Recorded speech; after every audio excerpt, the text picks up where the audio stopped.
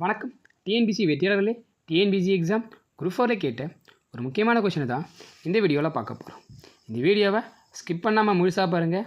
நீங்கள் TNPSC exam prepare பண்ணுறவங்கள தான் இந்த வீடியோ நிச்சயம் பண்ணதாக இருக்கும். x + y = 10 மற்றும் xy = 25 எனில் x² + y² மதிப்பு என்ன அப்படின்ற மாதிரி கொஷின் கேட்டிருக்காங்க. இங்கே பாருங்கள், கொஷின் ரொம்ப சிம்பிளுங்க. x + y வேல்யூ கொடுத்துட்டாங்க, xy வேல்யூ கொடுத்துட்டாங்க, x² + y² மதிப்பை கண்டுபிடிக்க சொல்கிறாங்க.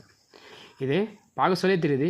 எப்படி இருக்குனாக்கா a + b² மெத்தடில் என்ன பண்ணுறேன் வேல்யூ கொடுத்துருக்காங்கன்னு தெரியுது. இப்போ a + b² ஃபார்முலா தெரியும். ஸோ இங்கே நம்ம ஏவோட வேல்யூ பியோட பதிலாக xyன்னு கொடுத்துருக்காங்க. அவ்வளோதான், சிம்பிள்.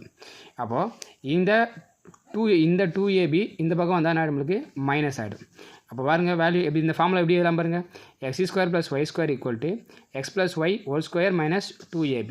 ஸோ இதனோட வேல்யூ தெரியும். x + y வேல்யூ வந்து 10ன்னு சொல்லிட்டு ஆல்ரெடி கொடுத்துருக்காங்க. அப்போ 10².